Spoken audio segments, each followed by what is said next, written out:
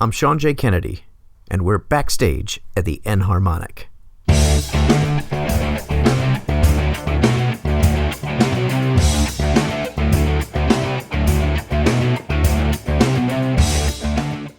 I'm really excited to welcome Susie Benchasil Seiter to the show today.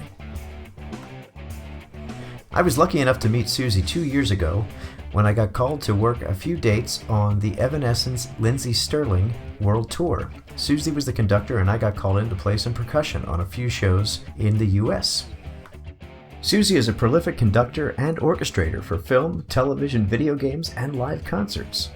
She might be best known for orchestrating and conducting the remarkably successful orchestral concert tours, The Legend of Zelda Symphony of the Goddess, and Pokemon Symphonic Evolutions. She's conducted orchestras all over the world, including the Royal Philharmonic at London's Apollo Hammersmith, the Orchestra of St. Luke's at Madison Square Garden, the National Symphony Orchestra at Wolf Trap, and the Sydney Symphony at the iconic Sydney Opera House.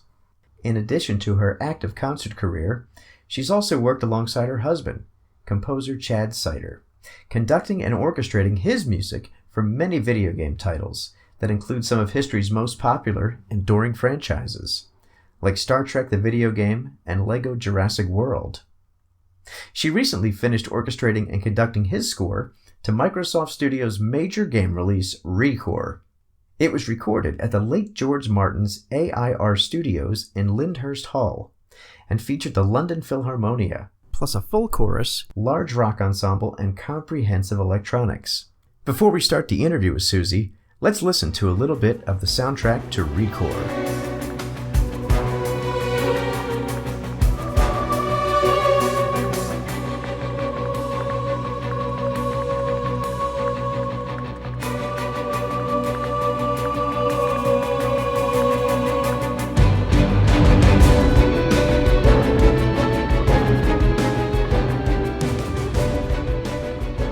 Susie Benchasil Seiter, welcome to Backstage at the Enharmonic.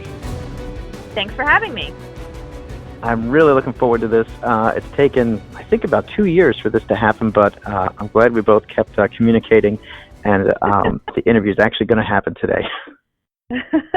Yeah, I had another kid and I have a toddler at home, and then I work full time and travel, so it's hard to schedule. Of course, and it's really fun to follow you on social media and see your musical adventures and the adventures with your kids. And speaking of following you online, why don't we start with your recent trip to London and Abbey Road Studios? Could you just tell us a little about that? A guy by the name of Austin Wintry, who was a composer that I worked for it has to be maybe over 10 years. I've orchestrated all of his music. And he's really well known for Journey, which is a video game that just blew up years ago. It was made by Sony, and so he had me out in Abbey Road Studios for 2 days for a secret album, and then a video game called The Pathless, which is by Giant Squid Studios. And we had previously worked on a game of theirs called Absu, which was a fantastic underwater experience. And I think we recorded that 2 or 3 years ago with 7 harps. So yes, it's always a really great creative opportunity to work with him. And also like a very interesting challenge because it's never a normal orchestra. It's always something really interesting and challenging for me, and different. So he had me out in Abbey Road Studios. I orchestrated the video game, and then we were recording for it. So the nature of your work is very exciting because you're doing all these cool projects, creating new art that people are going to listen to and interact with. But me as a musician, well, on top of that, you were at Abbey Road Studios. Like, what was that like to be in that space where so much iconic music had been recorded? Well, it's actually not the first time I was there. So I kind of walked in there having been there before, and there was a comfort level. The first time, I think, a couple of years ago that I was there, was the day that I was, full of wonderment and we were in Studio 2, which is actually the smaller studio. It's not the smallest studio, but it's sort of this medium-sized orchestra room that can probably fit about 40 or 50, but not, the normal 80-piece London Symphony Orchestra. But Studio 2 is actually the famous studio that the Beatles were in, and it's known for this staircase that leads into it, and there's tons of pictures online, of the Beatles recording in there. So yeah, the history is amazing, and it's hard to not just take pictures of it all the time, but you also have to just get to work. Right. But the first time I was there, I was totally geeking out and nervous and everything. But yeah, this is not the first time I was there. Oh, that's incredible. Wow, I'm so envious. That's great. All right, so let's go back in time a little bit. We just talked about one of your most recent projects, of course. Could you share with us what your absolutely first musical memory was? Well, actually, I was a dancer before I was a musician. And so I started taking ballet and tap when I was 4 years old, and I continued until I was a teenager. So in addition to music, I did ballet. So I actually think that the ballet experience helps a lot with the conducting, and the physical expression of music, because my body works really well with expressing music, because that's dance. That's what dance is. Right, exactly. It's like one of the most beautiful forms of sign language, I guess, that there is dancing. So you can just emote everything with your body, which is pretty incredible. Yeah. Could you tell the listeners where you're from, where you currently reside, and things like that? Okay. I am originally from Baltimore, Maryland. Born and raised there. Went to college in Pennsylvania at a small liberal arts college called Franklin and Marshall College. And then I was a teacher for 6 years. I taught high school music and band. And that's really where I got most of my conducting experience, to be honest with you, because I was conducting, 5 ensembles a day. And that's how I got better at what I do. I didn't go to conducting school and do that. I did take conducting classes in college, but like a lot of conductors, most conductors do, go through the ranks and go and get a doctorate in conducting and everything. But I got my experience teaching music. So I taught high school music at a boarding school for 2 years, and then I taught first grade and kindergarten. And eventually, USC, which University of Southern California, I got accepted into their film scoring program in California, Los Angeles. So I moved out to Los Angeles, and I've been out there. I've been out here since 2004. So I currently reside in Los Angeles, and have a family, and I've settled roots there. And I work in film and television, so it's also the logical place to be. Now, did you like teaching school? What was the impetus for you to go to go get an advanced degree in film scoring? I liked some aspects of teaching school, but not others. Mm-hmm.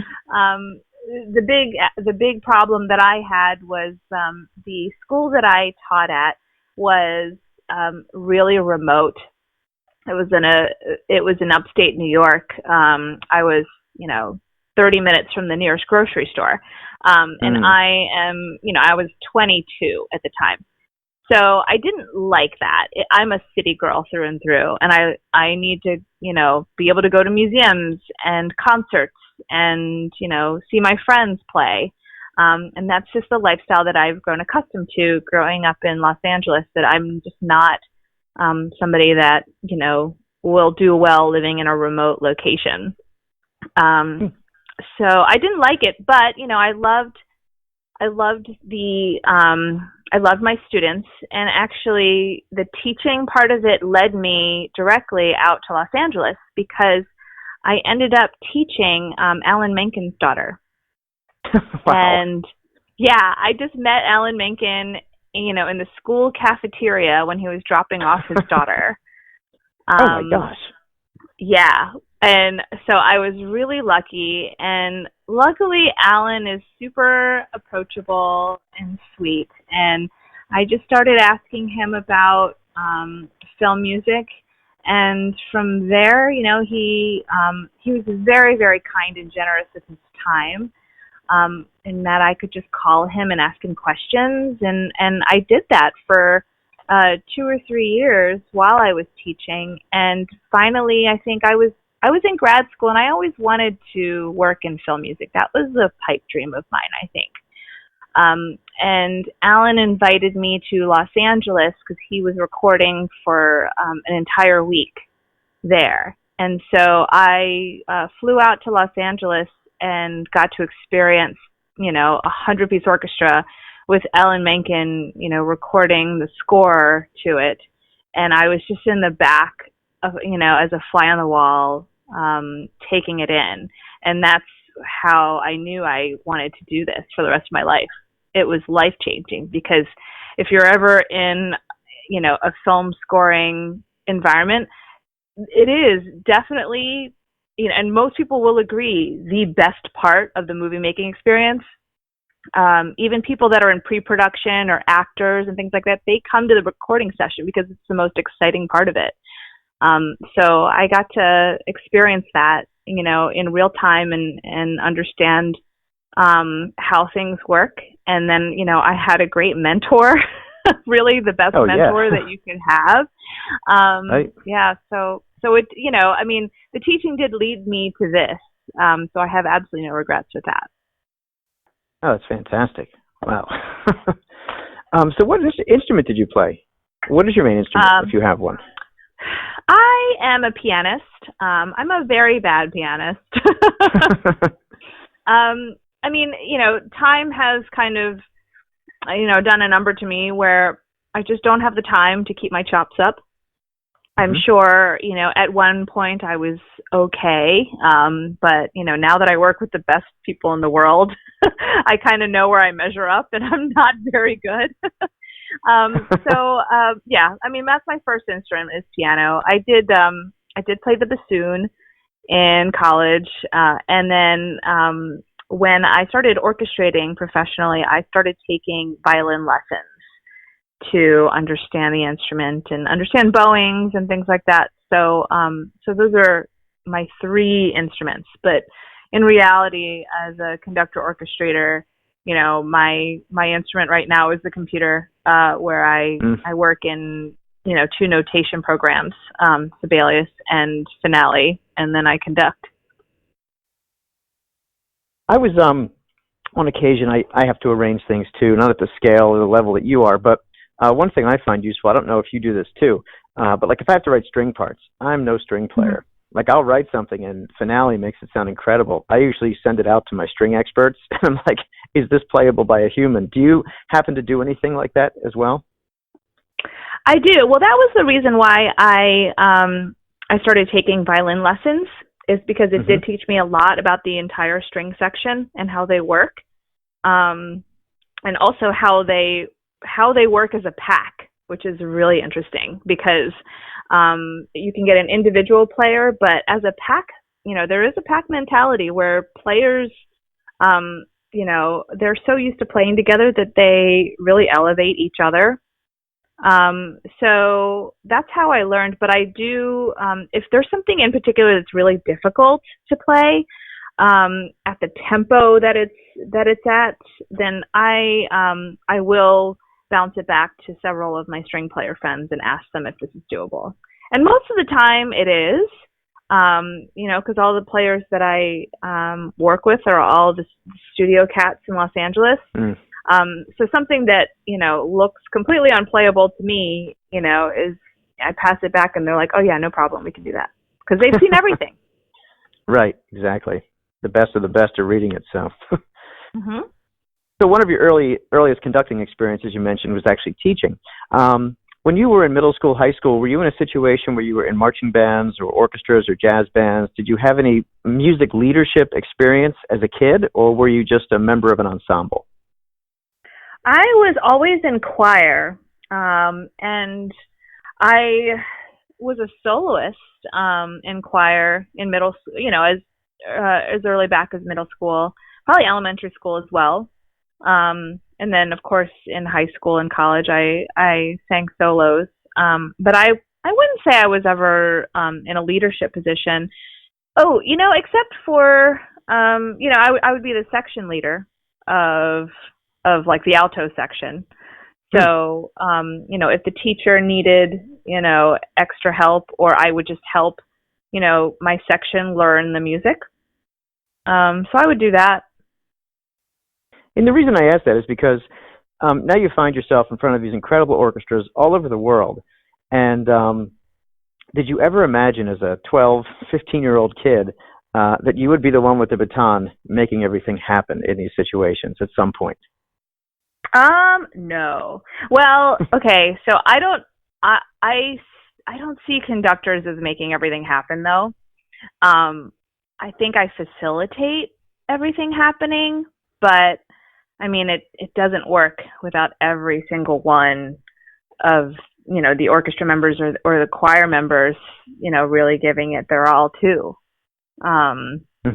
So there is, a lot of humility in that, because when I mess up, and I do, it's not that obvious because the orchestra's fine, but when a flute player misses their cue, or a percussionist misses their cue, like, it's noticeable, or at least to some people. So that, that is there's a lot of humility in that, where they're fine, without me, for a bit, but yeah, I mean, so I'm there facilitating, and no, I never imagined that I would be doing this at all. This was not at all in my radar or my wheelhouse, really, at the time. I always loved music, but I never saw it as a career, ever. I grew up with a dad who was a doctor, and I wanted to go into practice with him, and be a doctor. My dad was, and is very passionate about medicine. And he ran like a vaccine program in Baltimore, and he was really passionate about, childhood vaccines and making sure that children didn't fall through the cracks. Because he worked with a lot of poor children. So that's what I wanted to do. It seemed attainable, and it seemed like something that would be great. My parents and I are very close, but my dad and I, are very similar in personality, and I just kind of thought that we would go into practice together someday. Were your parents supportive when you changed direction? I would say they were passively unsupportive. I understand. Yeah.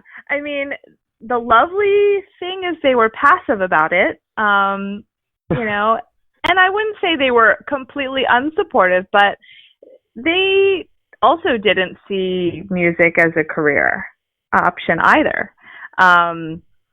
So it was the sophomore year of my college when I was majoring in biology, and I was on the pre-med track, where I just couldn't pass the chemistry classes. I was really, barely holding on in chemistry, and it was a guy named Richard Moog, and I've taken him out to dinner many times since then, where he sat me down, and he's still teaching, and he said, Susie, maybe this isn't for you. He was my chemistry teacher, and he was like, so he sat me down, we had a really good talk, and he said, well, what do you really love? And I said, I love my choir classes, I love my composition classes, I love music. And he's like, well, why don't you do that? Just major in that. And I was like, that's ridiculous, because there's no future in that, there's no track. And he said, maybe not, but, I think you should just major in what you love, and then you'll figure it out later. So I see these kids that, have these really strict goals of what they want to do, and I tell them the same thing. I say just major in what you love or follow your heart, and then you'll just figure it out later. It'll somehow all fall into place. And he was completely right, because I had no idea that this would come about. I just did what I loved, and it hasn't failed me yet.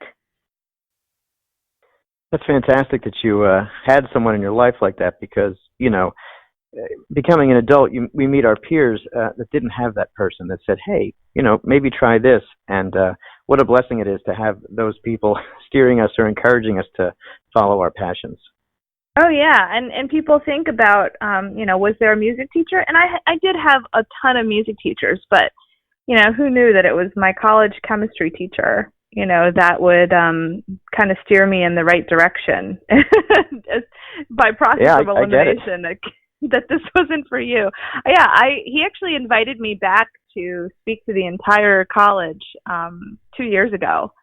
And wow. He was on the committee, and I took him out to dinner, and I was able to tell him how much that meant to him. And I think he teared up, because teachers, we all know that teachers are the unsung heroes, of this world. And so just the fact that he cares so deeply about his students, and that, students that, went on to be very successful, and that he, really helped shape, I think meant a lot to him. It meant a lot to me too, to say those words to him.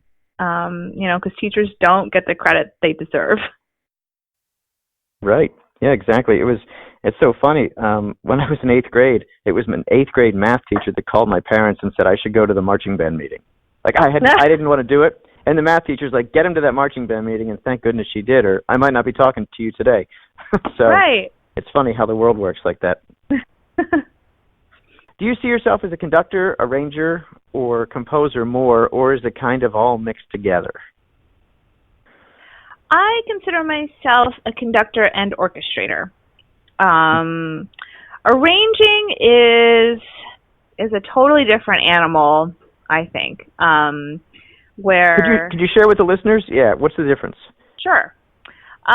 Well, I think that arranging is a little bit more towards the composition part of it, and really putting a lot of creative input into a piece of music. And an orchestrator is more focused on making things playable. I think it's definitely very creative, but it's more creative in the volume and textures of the music, and not from a compositional point of view. And that definitely can be blurry, because I would say that I orchestrate music, and I have arranged music before, but there are arrangers out there that really, really can do magic to a song, that can make it their own. I did arrange, a lot of pieces, but I would say that I'm an orchestrator, and that's where my talent is. Because I know the orchestra really well. I know what it's going to sound like, and I am less of a composer point. So yeah, I'm a orchestrator and conductor. I'm about 50-50, I would say, with the work, which is exactly how I like it, because I don't want either parts of that to slow down. Mm-hmm. And it also makes sense too when I orchestrate something that I conduct it, because I know the music really well. And the composer, for the most part, is in the booth. Not at Abbey Road, not this last project that I was at. The composer actually conducts his own music. But there's a lot of times where I'm asked to conduct, and the composer needs to be in the booth and listening to all of the elements that are coming through, including the synth elements, and have the director in the room. with them, listening to everything and having more production discussions, whereas I'm out, in sometimes the firing squad, Mm-hmm. in the studio, really focusing on the music itself, the orchestral part of it. Have you ever heard something and you're like, wow, that's really cool, and then realize it was you on the recording? Like, has it ever happened? Like, wow, that's actually me. There's definitely been things that I've orchestrated that I'm like, oh wow, this is really well done. But I actually don't listen to music in the car. I mean, very much at all. Music is my, profession. So I'm listening to talk radio and comedy and podcasts all the time. I am rarely listening to music unless my toddler has requested like a Disney soundtrack. Okay. So you were talking about your perception of what a conductor is, and how you're not like the boss, it's everyone working together. And I just have to say, to the listeners, I was lucky enough to work with you and under your baton for the Evanescence Lindsey Stirling tour. I did about 7 concerts, I think, with you in the U.S., and I must say, you were one of the greatest conductors I've ever worked for, because it was interesting to me listening to you say what a conductor does. I was recollecting what I felt like when I was in your orchestra, and I felt compelled to do my best for you because I could feel the caring for the production coming from you. I've worked with different, we all work with different conductors, like tyrannical people, follow the baton, da-da-da-da-da. You didn't feel like a boss. You felt more like a collaborator, and it was really wonderful working with you. I just wanted to mention that before I start asking you more questions. Thank you so much. That's really sweet of you. And I loved working with you, too. The first thing I noticed was out of everyone, because we did like over 80 shows, is that you had gloves on when you were playing. And like, I was like, oh, that guy's serious, about his work. I'm like, I love that. Thank you. Yeah, there was a lot of cymbal crashes in that show, and I think after the first rehearsal, my fingers are like, ouch. So I'm like, I have to remedy this. So I got some gloves for all those amazing cymbal crashes you wrote in the score. Oh, that was. So speaking of that, go ahead. Oh, that really? was David Campbell. Yeah. Okay. So David Campbell was the arranger of the orchestra for all the Evanescence music. I was the conductor. So I didn't do any of that stuff. That was the great David Campbell, who was famous and amazing at what he does. The only thing that I did, the one thing that I did on the Evanescence show, was I did the orchestra arrangement for Across the Universe, which I think you were part of, and then I did orchestrate the entire Lindsey show, except for I think 3 pieces. I had a collaborator, Jeremy Levy, arrange and orchestrate 3 pieces, and then my husband Chad actually did the orchestral arrangements for the rest of the Lindsey Stirling show, and then I orchestrated it. Personal question: the Across the Universe. Yes. I had just lost my father about 2 months before the tour started, and I'll never forget the Massachusetts show we did when everyone had their phones and we did that. It was otherworldly. The arrangement, the performance, and everything. Is there a recording of that anywhere that's available, your arrangement with Evanescence? I really can't say. There may be something cooking, but I'm not sure. Okay. Well, I'll keep look. I'll watch you on social media to see updates about that. Okay. Yeah, that was fantastic.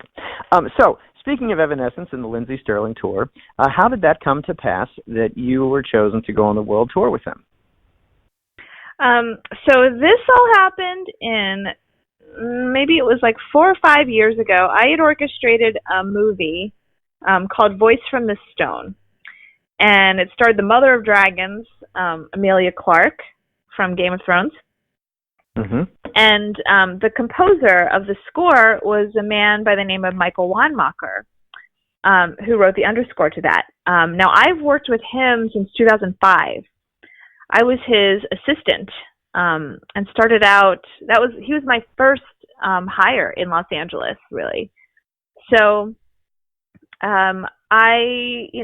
we were working on our 30th movie together. It was amazing. And so this movie, Voice from the Stone, I had orchestrated, and I ended up conducting it at Air Studios in London.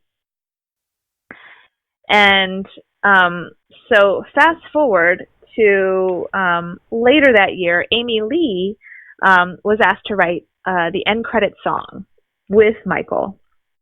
And so naturally they asked me to orchestrate it and conduct the recording of that song.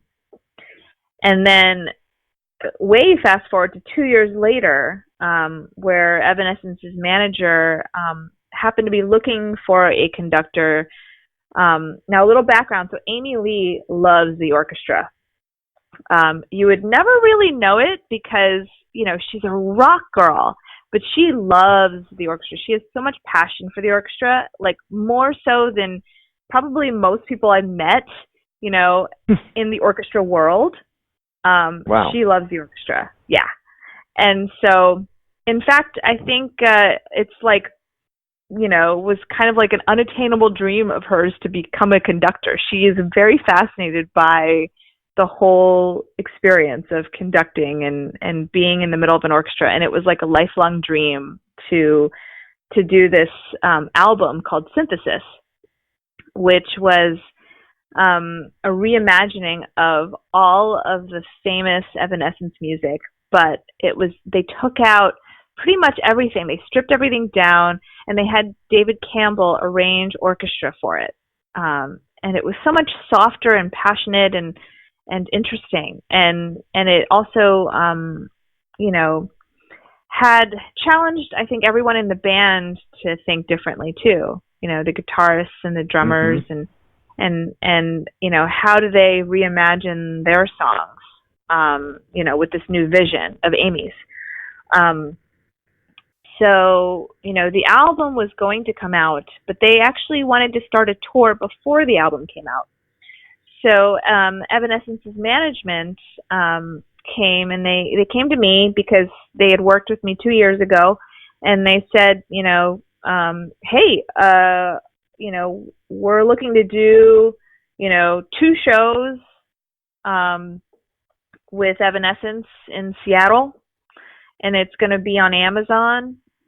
And would you be interested in this? And I was like, yeah, possibly. But then it turned into a tour. Now, when I got the offer for the tour, the timing was not good. So I had just given birth 10 days ago, and I was actually at Warner Brothers. I had a C-section, and I was having to conduct a video game, which I agreed to. I was crazy, but I agreed to it. I still had an open wound from a C-section, and I was like, all right, I can do this.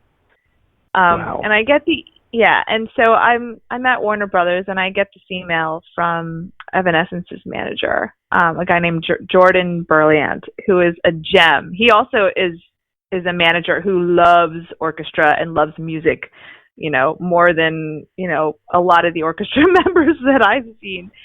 And you don't get that from management very often. So he offered me this tour, and I was essentially heartbroken. I was like, that's so unfortunate that this opportunity would come now, that I'm, a mom to an infant, because I can't do it. And I was just really bummed about it. And I hadn't even really considered it. And my husband, who had arranged a lot of this music for a video game, was like, well, hold up, hold on. It's just a 6-week tour. And he's like, and it's a rock. And he loved Evanescence in college. Like, he remembers, listening to Bring Me to Life, all the time in college. So it brought back a lot right. of fun memories for him. And he's like, well, hold up. This is one of, the greatest all-time bands, rock bands. And they're doing a tour with an orchestra. And they need a conductor. Like like, what an opportunity that is for you, and us, and what an experience. He just knew that it was going to be an amazing, unique experience. And I'm really grateful, to him, because he really encouraged me. He's like, you should try this. And I was like, well, what about the baby and everything? He's like, well, we'll just figure it out, and I have to say, like, as far as supportive husbands and partners, I mean, that's an amazing thing, as a woman who's just given birth to, like, be encouraged to, like, spread her wings and seize an opportunity, because I don't think that that's very common. So yeah, I ended up taking the job. It was a 6-week tour, but it was separated by 3 weeks in between. So it was like 3 weeks on and 3 weeks off and then 3 weeks on. And so we figured it out. My husband and my firstborn baby came out for part of the tour, so we weren't separated for very long. And it was hard at first, but it was really amazing experience. And it was a successful tour. So from that 6 weeks came, an Australia tour. And I will, like, always go to Australia. I'll, go for free. I don't even care, because Australia is just the most amazing thing. And to be able to conduct, in the Sydney Opera House, which I've actually done twice before. I've worked with the Sydney Symphony and conducted there twice before on video game symphonies. So I got to go there with Evanescence, and we had, I think, 3 or 4 shows there, and it was a dream. And then from there came an entire European tour, which was 4.5 weeks. And, it was in a different city every day. It was just magical, because I've never experienced Europe. And I got to go to Moscow and St. Petersburg and, everywhere in Germany. It was so much fun.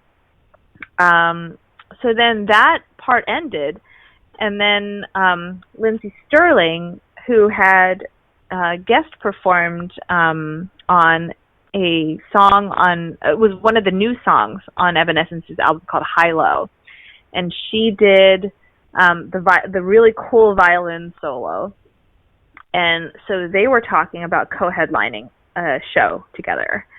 And it just blew up as far as popularity, because, like, it was in amphitheaters, outdoor amphitheaters in the summer. There were 25,000 people there, every night. And so they swapped headlining each night. And so that's how that came about, because I was already attached to the Evanescence show. So they needed someone to do the orchestral arrangements and conduct the show. And so my husband happens to also be a really great arranger, so he did the arrangements for Lindsey. And then I conducted her show. And so we did, I would say, like 30 shows in the summer of a, really fun, successful tour. So that's how all of that happened. It all kind of was a crazy whirlwind year for me. That's incredible. Yeah. One thing that struck me from being involved with that tour briefly was just how nice everyone was. Because I've been involved with other productions and stuff, but it was like, hey, we're all part of the same team. It was a joy to work with everyone involved with that entire tour. Everyone was really nice. And that's the thing, is that's really my first big tour. So I've heard the same thing, that, people are not so nice and approachable. I mean, I've heard, especially with the artists, that you're not really allowed to look at them or interact with them. Whereas, like, both Amy Lee and Lindsey Stirling were just, lovely all the time, and like, really, really approachable. Each of their crews, like, love them too, and have worked with them for decades. So that also really, shows how sweet they are and how nice they are. And, you know, I mean, they've both been famous for a really long time. And I think there's something to say about that, you know, when you've been famous for like probably half your life, you know, and you're nice and your crew just Right. love working with you, you know, I mean, that's a testament to like their leadership, you know, and how they like to run things. Because I don't think, you know, because the leadership, it all kind of trickles down, you know. Right. So, right. you know, if they're nice to their crew and their band and their collaborators, then, you know, everybody that works for them is going to be nice too and happy. We'll finish up with Susie Benchasil Seiter when we come back from a quick break. It's Backstage at the Enharmonic, and I'm Sean J. Kennedy. If you're enjoying this interview, please consider stopping by my website, www.seanjkennedy.com, and hit the podcast link. I have tons of fascinating interviews with movers and shakers in the music industry, including the late Hal Blaine from the Wrecking Crew, members of the Philadelphia Orchestra, the Atlanta Symphony Orchestra, legendary music industry folks. There are even a few Broadway stars on the roster, and tons of my favorite drummers, including Clayton Cameron, Bernie Dressel, Jeff Sipe, and the list goes on. So once again, please consider visiting us online, www.seanjkennedy.com. One of my main purposes in creating this podcast is to inspire young musicians. Well, if you're looking for inspiration in the written word, I'd encourage you to visit the website of my favorite writer, Heather High Kennedy, who coincidentally is my wife. She has a great website with tons of blog articles that are humorous and inspiring. It's called The Regular Riot, and it's a blog about everyday life, from the mundane to the magnificent, and the quest to find joy and even a little meaning in any given moment. So please, when you have a second, check out her blog at theregularriot.com.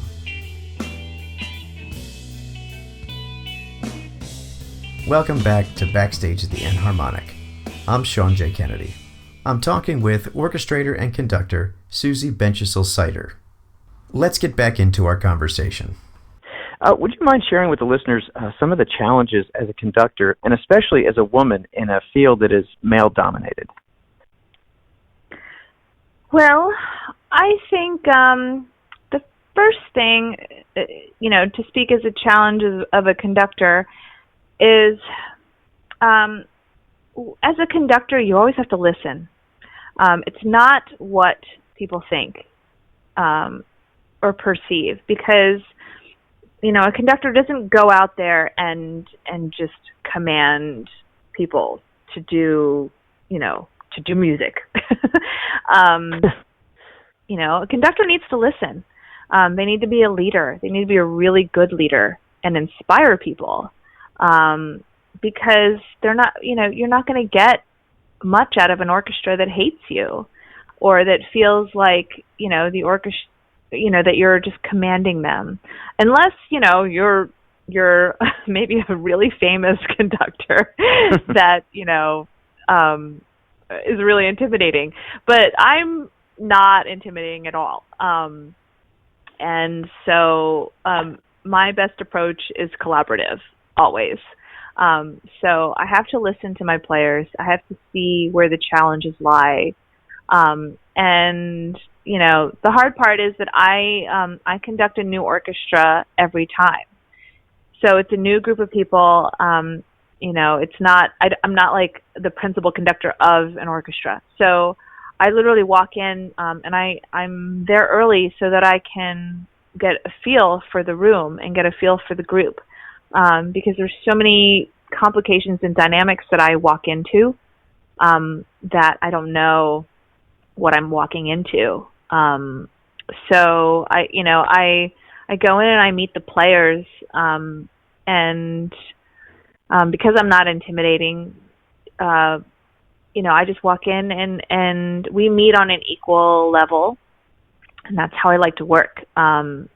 So, you know, that we could collaborate together and make great music together.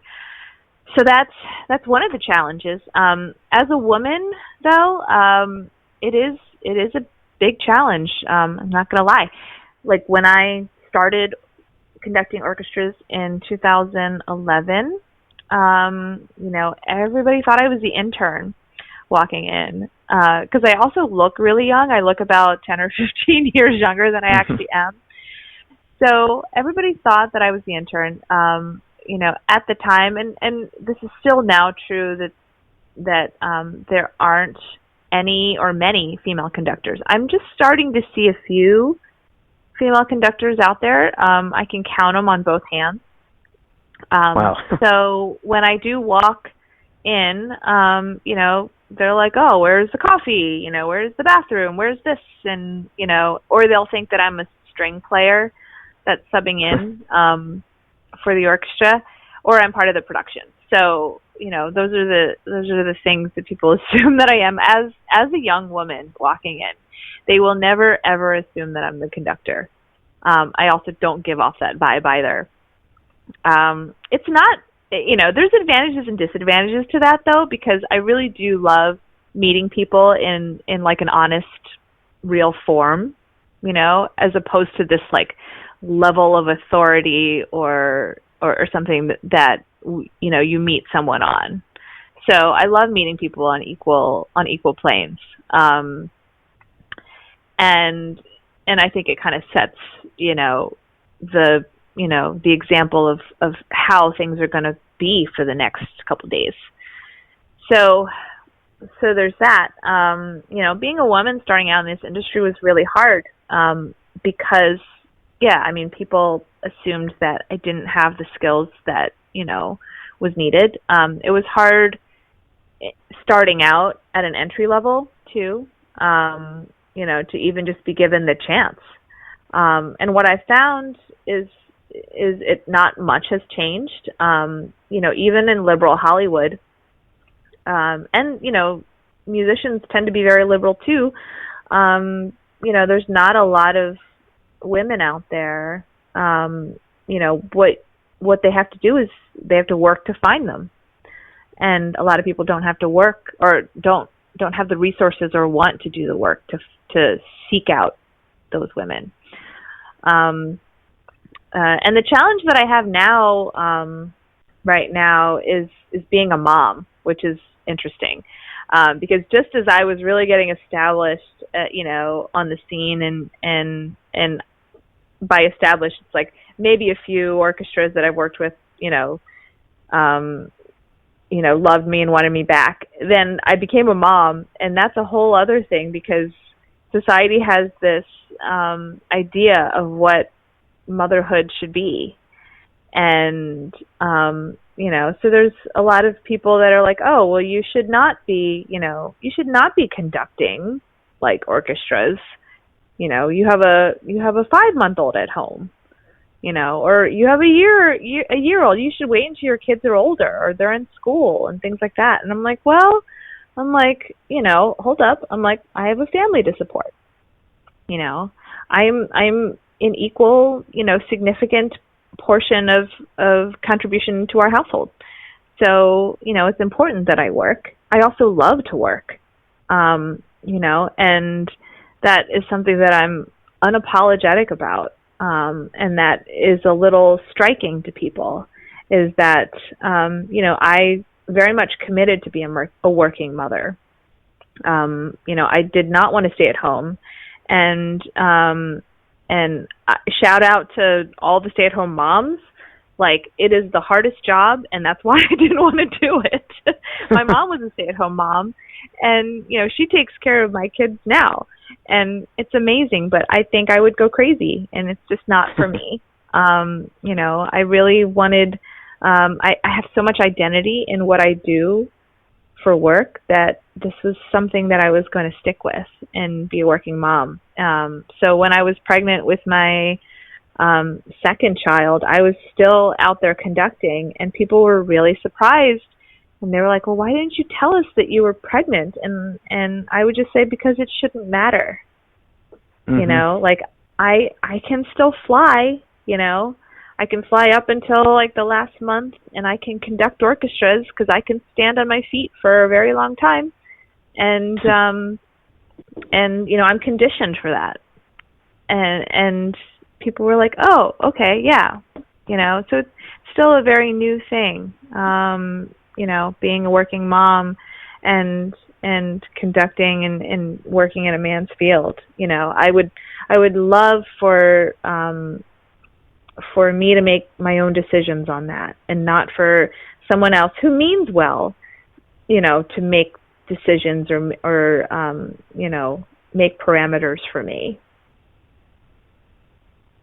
Well, Susie, you are an inspiration.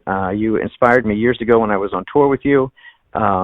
Your conducting made me want to play better, and I think it, enthralled audiences around the world, and I was so happy to be part of a little tiny piece of that. And following you on Instagram and Facebook, looking at all your adventures is also inspiring. And I know a lot of my students, I told them I was going to interview you, and I showed them who you were on the internet, and they're very interested to hear this. So keep doing the great work you're doing, and I hope we get to work together sometime soon. Thank you so much for having me, and this is so much fun to do. Awesome. Okay, thanks, Susie. Bye-bye. Bye. That's the end of another episode of Backstage at the Enharmonic.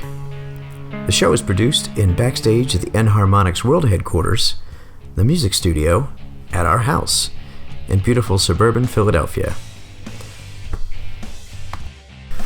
Our theme song and the background music was provided by myself and my good friend Rick Smith on guitar. The music is extracted from a book called I Used to Play Drums, which is a drum method for folks that used to play drums. That is produced and distributed by Carl Fisher Music, and you can find it at your favorite music retailer. And as I mentioned in our break, please consider going back into the archives of Backstage at the Enharmonic and checking out some of the other interviews I've done.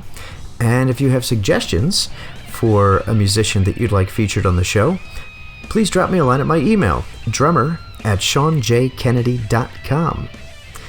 Thanks for listening.